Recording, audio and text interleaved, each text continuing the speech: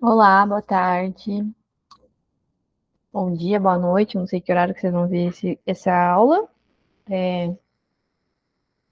Na aula passada a gente falou sobre arte contemporânea, né? Nós começamos o assunto de arte contemporânea e nós estávamos falando sobre pop art, né? E hoje a gente vai dar continuidade, né, a esse assunto. Vai ser a nossa última aula de arte contemporânea. E a arte contemporânea ela começa a contar a partir do período de 1960. Então, hoje a gente vai falar sobre arte conceitual, arte performática e minimalismo. Daí aqui a gente tem uma imagem que é de uma instalação de um artista brasileiro, Cildo Meirelles. Essa instalação ele chamou de volátil. É uma vela no chão, né, num espaço fechado escuro, com um monte de talco no chão, né? Talco, aqueles talco de pé mesmo, de tênis. E o que é arte conceitual, né? Então, a arte conceitual, como vocês estão vendo aqui nessa imagem, envolve conceito, né? Ela quer passar. O que importa é o conceito e o que ela quer passar é o conceito. Então, não importa o objeto físico, não é isso que o artista quer representar, né? Então, elas são ideias que podem ser realizadas por qualquer meio, né? Apresentadas por qualquer meio, como esse, que está numa sala vazia com talco no chão, e qualquer objeto, né? Principalmente objetos que nós conhecemos e usamos diariamente, como uma vela, né? Representada aqui. E não é uma questão de beleza mesmo, é uma questão de conceito, o que o artista quer passar com aquela ideia. A gente também tem um outro artista, que aí ele já é americano, né? Sol Levi. Trata de arte conceitual e minimalista também. E esse é um projeto dele, um projeto serial, que é vários arames, várias caixinhas. Também ele chamou de ABC. Esse é o projeto número 1. A ideia para ele do conceito é a ideia suprema, né? É isso que importa na obra de arte. Para ele é o conceito, né? E a arte para ele considera algo totalmente fugaz, né? Passageiro. E ele dava instruções assim para as pessoas que iam produzir a obra, né? Nem era ele mesmo que fazia, né? Que são essas estruturas de ferro, né? Umas caixinhas galvanizadas. E ele dava instruções para essas pessoas fazerem a obra dele, né? Tipo, a pessoa que ia produzir e que eles interpretassem aquelas instruções da maneira que eles achassem melhor. E para ele a arte conceitual só é boa quando a ideia é boa, né? Que aliás, né, tipo, a arte conceitual vem de ideia, vem de conceito, não tem que ser um conceito bom, não pode ser qualquer coisa. E as origens da arte conceitual remetem ao dadaísmo, né, com o Duchamp, que a gente já falou em aulas passadas, e a professora Luciana também falou. Ele é uma crítica, né, a arte conceitual é uma crítica ao sistema artístico, ela é uma arte livre, espontânea, e houve essa origem, né, no dadaísmo, né, que o Marcel Duchamp, ele começou usando objetos do cotidiano, como esse urinol aí, esse mictório, que é o mais conhecido aí do movimento dadaísmo. E ele também deu origem aos ready-mades, né, então prontos, objetos já prontos. Então,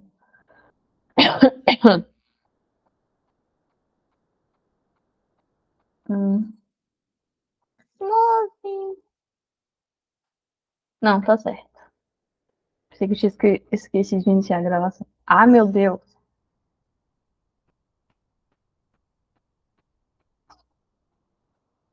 Tá certinho. Mas então, esses ready-mades, né, são objetos quaisquer que eles usavam como arte, né? Essas obras industrializadas são retiradas do contexto, são uns objetos sem valores específicos, sem valor artístico, né? E é uma ferramenta usada para questionar o próprio sistema de arte. Então, por causa do dadaísmo, né, que deu origem à arte conceitual, foi esse pontapé inicial aí com o Marcel Duchamp. Ele também deu esse pontapé inicial para os ready-mades e outros artistas, né, também começaram a usar isso, e também muito aqui no Brasil, né? E no Brasil tem um desenhista técnico também, e ele é cenógrafo também de peças, leciona no Instituto Vilas Lobos, né, que é o Altércio Caldas, e ele também usou desses ready-mades, que esse aqui é um prato com um fiozinho, então acabou sendo bem comum também aqui usar no Brasil, e o objetivo da arte dele era vincular o pensamento, né, e produzir crises mentais no espectador, então levar o espectador a pensar, por isso que é a ideia, né, por isso que a arte conceitual usa dos ready-mades. Também aqui no Brasil a gente tem o Valdemar Cordeiro, ele nasceu na Itália, estudou em Roma e veio para o Brasil, né, e ele passou por outros movimentos artísticos, como o expressionismo, o cubismo e até mesmo na pop art. E ele foi considerado o pai do concretismo aqui no Brasil, que é outro movimento artístico, né? E ele também usou os objetos do cotidiano por ser considerado um ready-made. Essa foto aqui, inclusive, dessa obra, a roda de bicicleta do Duchamp, já caiu algumas outras vezes no Enem. Então, a ideia dos ready-mades, que está vinculada à arte conceitual, que vem do dadaísmo, né, como a gente já falou, com o Duchamp, ela é muito cobrada no Enem. E outro artista brasileiro também é o Hélio, e aqui é o Bolidê dele. É um experimento, meio que um experimento, praticamente, né? Várias lâminas de espelho eram colocadas aqui, e ele queria que as pessoas vissem de várias maneiras ali o reflexo. É mesmo uma interação com o espectador, né? Com a pessoa que vai ali nessa exposição de arte. Ele vai ter muito a ver com a arte performática também e com o minimalismo. Então, a obra dele era sempre voltada para a livre criação. Ele também veio do concretismo. E a gente tem outro artista brasileiro aqui também, o Nelson Lernier. Ele também usou objetos cotidianos, como vocês estão vendo aqui, que é um hack. E banana, né, que é uma fruta aqui brasileira muito comum, né? Ele criticou o regime militar, ele começou, né, a fazer parte desses movimentos do ready-made, e usar o ready-made na época do regime militar para criticar o regime militar, e ele também foi muito crítico do mundo comercial da arte, né, por isso que ele criou uma galeria e um jornal que chamava Rex Gallery, né, ou Rex Galeria, uma alternativa aos museus e às galerias de arte. E esses artistas eles fizeram parte dessa exposição em 2017 que teve aqui no Brasil, que foi uma exposição de ready-made. Não pode ser que caia alguma coisa assim no Enem, né? Perguntando dessa exposição, então ele foi um dos que participou, né? O Nelson Lemier. E ele criou também, ele não especificamente, mas ele fazia parte de um grupo, né? Desse grupo aqui que tem 6 pessoas, né? E dentre eles o Nelson Lemier, que é chamado Grupo Rex, né? Ele criou a Galeria Rex também. E eles, junto com os outros integrantes, eles queriam contestar esse mercado de arte. Era uma crítica aos jornais, aos museus e ao próprio objeto da arte, né? Como mercadoria, eles queriam superar os gêneros tradicionais e aproximar a arte da vida cotidiana. Eles queriam fazer essa crítica ao mercado de arte, às coisas que eram expostas nos museus, nas galerias de arte. E por isso que eles criaram o próprio espaço deles, que durou pouco, né? Durou bem pouco. E já voltando de novo para a arte conceitual, a gente tem o Joseph, que ele é dos Estados Unidos, americano. Essa arte, essa obra, também caiu no Enem, e ele trabalha sempre com 3 realidades. A gente tem a foto da cadeira, a cadeira e o que é a cadeira, por isso conceitual, né? Ele faz uma relação entre o objeto e o conceito. E aí, já falando de arte performática, que é um subgênero da arte conceitual, a arte performática é o corpo, que é a tela, o corpo é a obra viva, tem que ter a participação ativa, né, das pessoas, tem que ter a participação das pessoas. Essa é uma performance da Paola, e as pessoas iam para esse lugar para gritarem. Então, essa era a ideia de arte. deles, arte performática, né? A pessoa ia lá para ficar gritando, essa já era uma maneira de arte performática, e o corpo é uma forma de expressão. Também foi criado a partir da influência do Marcel Duchamp, né, que na concepção dele tudo pode ser usado como uma obra de arte. E aí a arte performática ela já busca ultrapassar os limites do conceito, né? E o objetivo dela também é chocar o espectador.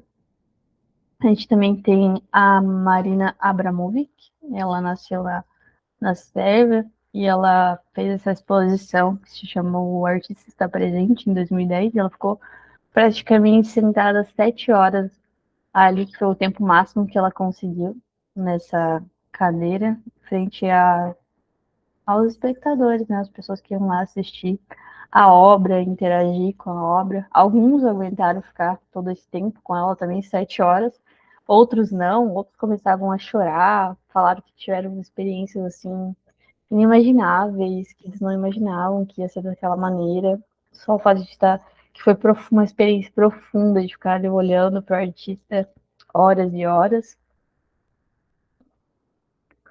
Ela também já fez outras performances onde ela explorou bem o limite do corpo. A gente também tem um outro artista americano que faz essa exploração do limite do corpo, se cortando com objetos, assim, que é bem mais chocante, né?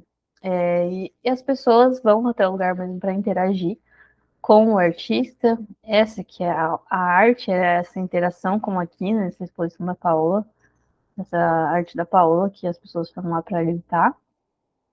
Ela casou também com um alemão e eles faziam performance juntos, né? Eles acabaram se separando. Tem esse artista que é americano, que eu estava falando anteriormente, que é o Borden, e nessa performance ele vai andando assim sobre os cacos de vidro, o que choca bem os espectadores. Teve uma outra que ele se prendeu em cima de um carro mesmo, assim, se colaram praticamente o corpo dele em cima de um carro. E visa, né, a arte performática, ela busca isso mesmo, né, performar situações tão do cotidiano, situações que exploram os limites do corpo, situações que venham chocar as pessoas.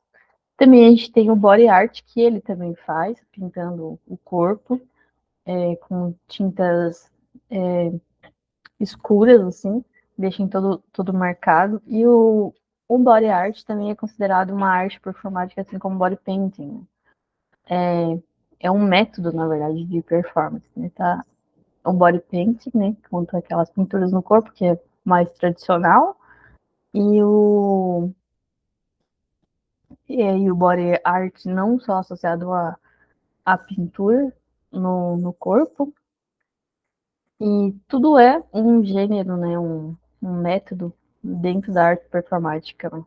A gente tem um artista brasileiro chamado Tunga, que teve essa união entre a arte conceitual e a arte performática, assim, um encontro, vamos dizer assim, porque aqui ele está usando um objeto só, né, que é o cabelo, e aqui ele tem essas duas gêmeas que passeavam no meio dessa exposição, onde tinha vários tipos de cabelo, tufos capilares, de várias maneiras. E elas passeavam enquanto a exposição estava ocorrendo. Então é uma performance e também o conceito aqui, tudo junto. Aí tem um outro artista, Bruce Nauman. Ele gostava de documentar a experiência dele, né? Então ele fez essa tentativa fracassada de levitar no ateliê. Na verdade, nem é dessa imagem. Eu tentei achar, mas não consegui. Mas ele explica que ele tirou tipo uma foto, ele faz um registro do processo, né? Uma foto dele com uma perna na cadeira, é outra foto dele com a outra perna na cadeira e quando ele cai ali no chão. Então a abordagem conceitual dele era documentar também. Tem a performance aqui, né? É conceito e performance tudo junto. Então ele fazia uma abordagem documentando as próprias performances deles e levava essas fotos ou os vídeos para as pessoas verem, né? Então, ele questionava se tudo que o artista que faz é arte ou se a arte é um produto ou uma atividade, né? Então, ele registrava o processo, né? Tem outro também, que é o Francis, e ele gostava, né, a proposta dele era registrar o homem no seu ambiente, então ele fazia encenações. Tem uma encenação que ele faz que ele é um artista de origem belga, se não me engano, mas ele morava no México. Então ele tá ali nas ruas da cidade, ele vai, compra uma arma e sai com a arma e sai filmando aquilo. E ele registra que ninguém parou ele, mesmo ele andando armado no meio das pessoas. Então, porque é esse vídeo que chama Reencenações. E quando a polícia vai para ele, a polícia quer fazer parte do filme, né? Da encenação. Também é uma arte performática. A gente vai poder dar uma olhadinha.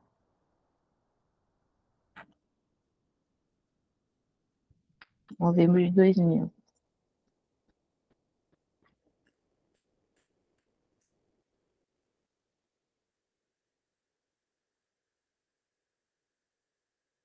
Ele vai comprar a arma.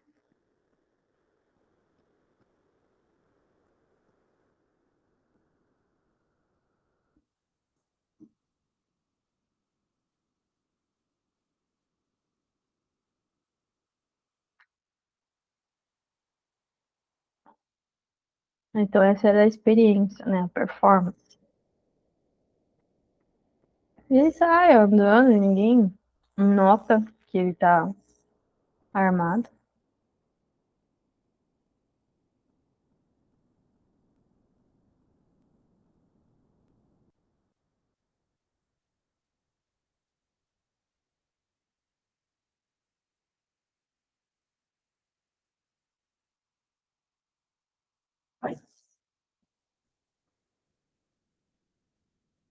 Então ele documentava o homem no seu ambiente, né? Mais pra frente a polícia vai parar ele. Ele fez a experiência mais de uma vez.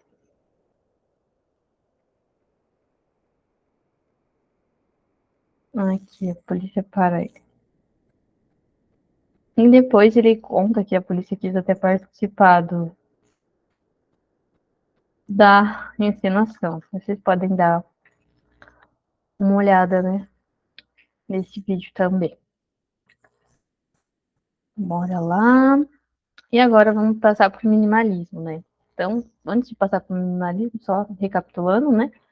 A arte performática ela é um subgênero da arte conceitual.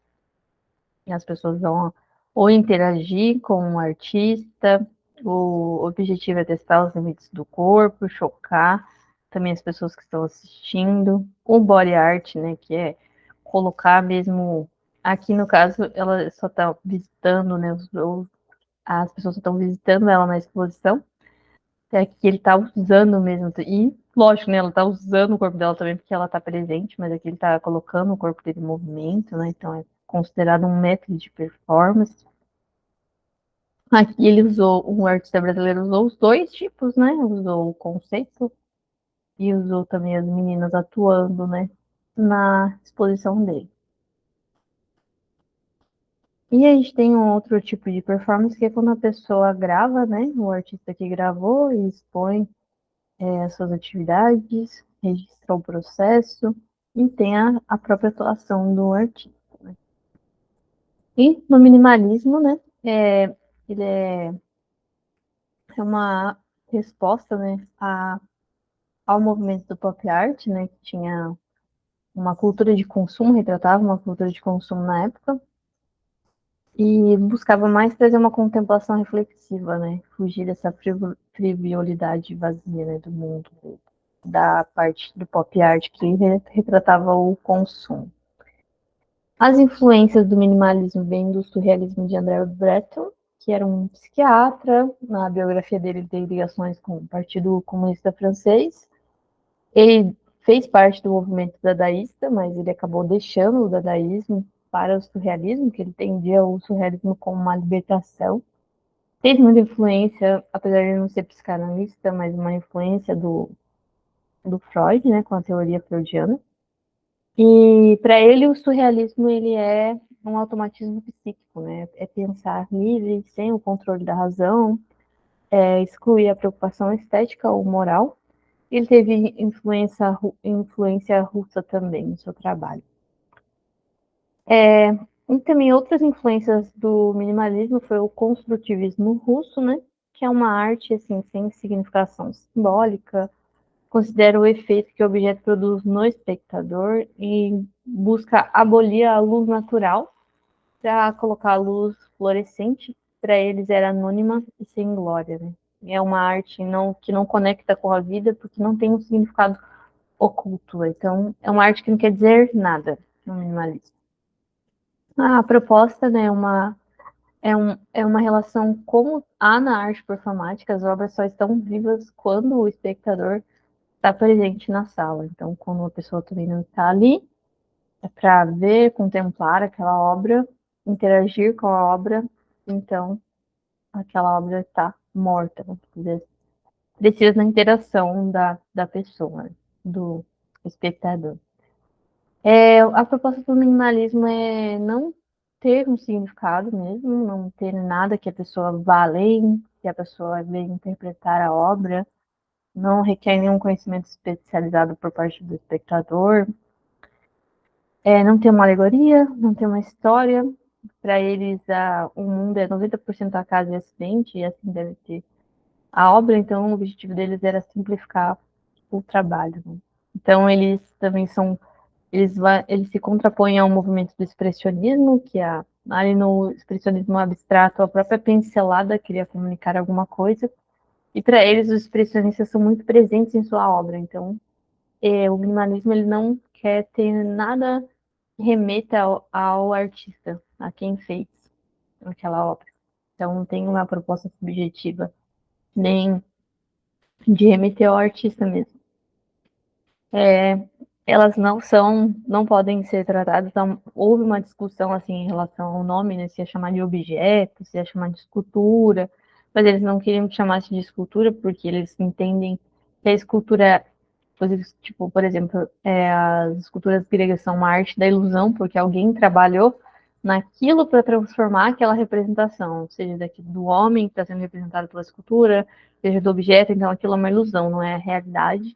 Então eles não gostam, não houve um debate muito grande, assim, não queriam que chamassem de escultura, então acabou sendo chamado de objeto. E para eles o objeto é o que ele é, se é de madeira, se é de plástico, se é um aço, não quer dizer nada, aquela obra não quer dizer nada do que ele é. É só o que ele é e pronto, não tem nada além daquilo.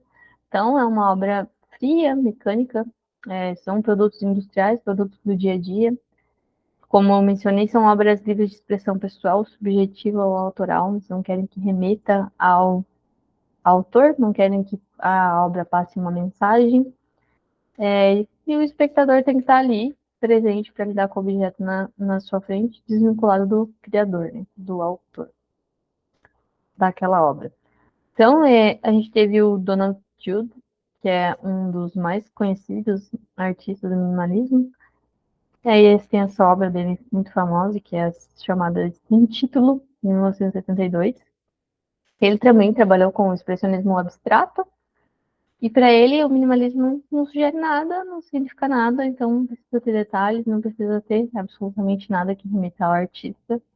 Também teve o Frank, ele também iniciou no expressionismo abstrato, e no caso dele, ele fazia suas obras todas com simetria. E para ele era, o que é a sua obra, Frank? Ele, o que você vê é o que você vê. Era isso para ele. Então ele rejeita essa ilusão produzida pelas pinturas do expressionismo abstrato. Então você vê que há uma resposta ao movimento pop art, né? Que era a cultura do consumo, tudo colorido. E também há uma resposta dos próprios artistas ao expressionismo abstrato, que também era tudo colorido, e que os, os artistas tentavam passar algo, eles estavam presentes, porque dava para você identificar uma obra com a pincelada, né, do autor. E aqui, no caso, eles queriam se afastar disso, né, eles queriam se afastar do expressionismo, né.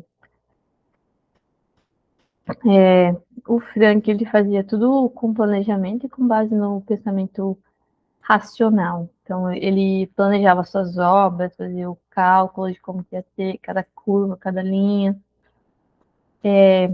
Aqui no Brasil, a gente não teve um desenvolvimento do minimalismo de forma expressiva. A gente teve a Ana Maria, que é uma mineira, e teve um paulistano. Se destacaram, assim, se aproximaram da proposta minimalista, mas nada, assim, muito relevante. A maior relevância é dos Estados Unidos, porque nasceu, né, com os artistas norte-americanos. E, para fechar o nosso tema, a gente também tem a arte urbana. A arte urbana também surge na mesma época, em 1970, e é mais uma intervenção urbana, né? Eles queriam destrancar a arte, destravar a arte, sair dos museus, sair da galeria, queria que a arte se comunicasse com a vida, se comunicasse com o público. É muito usada para fazer críticas sociais, é uma arte mais independente e comunica a identidade daquela comunidade, uma arte cotidiana. Aqui no Brasil surge com os grafites na ditadura militar, com as mesmas propostas e mesmas técnicas apresentadas no movimento que nasceu nos Estados Unidos. Então, aqui também tem uma obra do Cobra, que é um artista brasileiro, ele tem obras tanto fora do Brasil como no Brasil. E aqui as técnicas, né, que é usado, tem o stick art, que eles colam aqueles adesivos, tem as estátuas vivas, que se vocês andarem por São Paulo, acredito que outros estados também, as apresentações de rua também são consideradas arte urbana. E é isso. Então, para fechar nosso assunto, a arte urbana. E na próxima aula a gente vai ter um aulão, vai ter uma revisão com as questões. Eu vou deixar um arquivo lá para vocês com as questões do Enem que eu separei para hoje. E é isso.